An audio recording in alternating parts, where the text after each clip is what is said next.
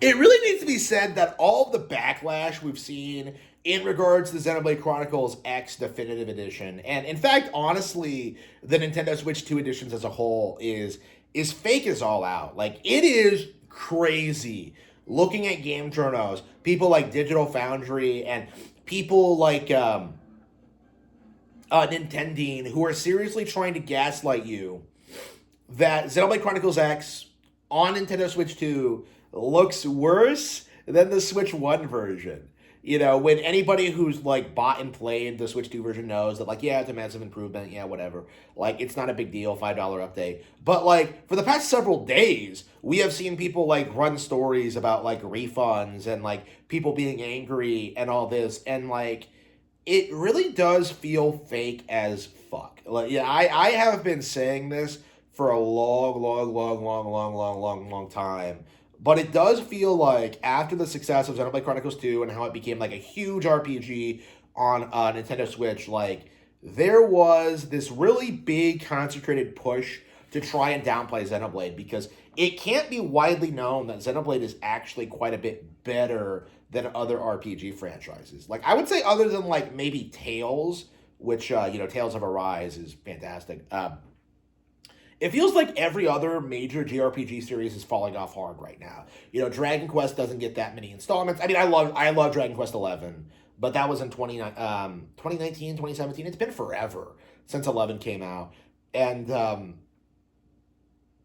that it we just it just doesn't get as many sequels as it should. You know, Dragon Quest doesn't get enough sequels. Final Fantasy has fallen off. There's just like every major traditional JRPG franchise has like some caveat and some like problem with it. But when you look at Xenoblade, what you get is a series that has constantly been innovating, constantly been changing, constantly introducing new mechanics, more themes, ideas, and honestly, like Xenoblade Chronicles 3 kind of made my list as like one of my all-time favorite Nintendo Switch 1 games. Not 2, because I'm not a fucking gooner, but I really, really love 3 and like the story of that. Very, very touching. But like the thing I've been noticing with like the release of 3, with the coverage of X, the initial re-release of X, and like Nintendo Switch 2 edition of X, what you see is just people bending over backwards trying to make up like nonsensical conspiracies about the company and about what's going on, about what's happening with these games. Because I feel like this is one of those situations where the industry is very, very, very, very, very, very anxious to keep people from realizing that like Xenoblade games are actually quite a bit longer, more involved, and more hardcore than something like the Elder Scrolls or Elden Ring, right? Like it is shocking like how complex something like Xenoblade Chronicles 3 can be. It is shocking how much content's in the game. It's shocking how long it is. And what's equally weird is just how Nintendo can just pump these out. 3 came out like what? Like 5 years after 2, right? And it's like bigger and better than something like say Starfield or Fallout 4 or like any of these other, the Outer Worlds or anything. Now, the mainstream audiences haven't caught on to it yet, but that is something that I do think we do need to spell out for people, like a lot of, is like the idea that Xenoblade is absolutely one of the best mainstream JRPG franchises right now. And the narrative is that like it's not mainstream, but it absolutely is. Like if it's selling over 1 million units, it's mainstream. It's not niche. So, like when you look at what they're doing with like these games graphically, when you see what they're doing story wise, when you're seeing what they're doing, like this is a huge threat to the traditional gaming journalism outlets. It's so weird how like so much misinformation like pops up about this company. One of the notable ones, and this came out in my comment section recently, is that like a lot of people still don't realize that Xenoblade is a first-party Nintendo IP. Nintendo does own Monolith Soft 100%. 100% now. Until recently, they had like 99%, but they acquired the last percent recently. They own Monolith Soft 100%. Xenoblade has always been a Nintendo IP. It's always been a Nintendo exclusive. It always will be a Nintendo exclusive. But like, what people try to do is that they try and like misrepresent Nintendo's relationship with Monolith Soft and try and make it sound as if like Nintendo's like stifling their creativity, or that they're censoring them, or that there's going to be like they're going to release a definitive edition of 2 that like changes the plot, the characters. You see people bitching about the localization all the time, which NOA doesn't even do, by the way. It's an NOE thing. You see people like come up with all these narratives and all these like weird like copes and seeds about Xenoblade, and like it really does need to be spelled out for people, is that like much like Splatoon, much like Fire Emblem, much like Tamagotchi, like this is just an attempt at trying to gaslight you into thinking that like Nintendo IPs aren't as relevant as they are.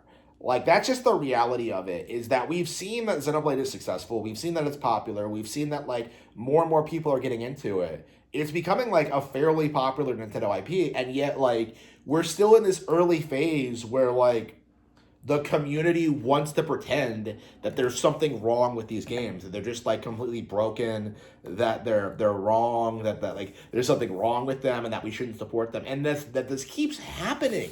Even if you go back to like 2015, there were people bitching about like costume changes and like allegations that NOA completely changed the plot, which I have never seen an actual explanation for. It's just silly. It's just nonsensical, and really does need to get called out for what it is. It really is ridiculous, I think, how so many people have been fighting for so long to keep up this facade that like Xenoblade is this falling off thing, or that like it's soon gonna fall off, or that it was never good. Like it's such an interesting trajectory, honestly, because when Xenoblade Chronicles initially did not get a North American release, there was this huge outcry and this huge push, like, we need to get this game over here, we have to do this, Nintendo hates us, and then it came over, and like ever since there's been this like desperate attempt to like walk that back and like try and pretend that the series isn't as good as it used to be. And I think the series is here to stay, personally. I think Monolith Soft is going to keep putting out, like, good games, good RPGs, and keep improving on their formula. And, like, it's going to be this really interesting situation to see, like, the general community just, like, bend over backwards to keep up the facade for as long as possible. And, like, it's very possible that it will continue. Like, I remember, like, when Fire Emblem Awakening blew up, and that was, like, a major cultural phenomenon. Everybody, like, it became a meme that, like, well, the old ones were better. They're not. Awakening isn't that good. And then, like, what happened? Like, we got Fates, which was hugely successful. We got Three Houses, which was hugely successful. The best selling in the franchise still. We got Engaged, which was great. And now we're getting, like, Fortune's Weave, which is building off of Three Houses. So, like, again, like, it's very, very interesting how people like Nintendo, who straight up admit that they don't play Xenoblade, they don't know anything about Xenoblade, they don't care about Xenoblade, and yet they're still making videos trying to gaslight people into thinking that this update is, like, somehow bad, or it's broken, or it's ridiculous. And they're acting as if this kind of thing isn't fixable with a patch. So even if it was true, it would just be patched out. Like, again, it's absurd.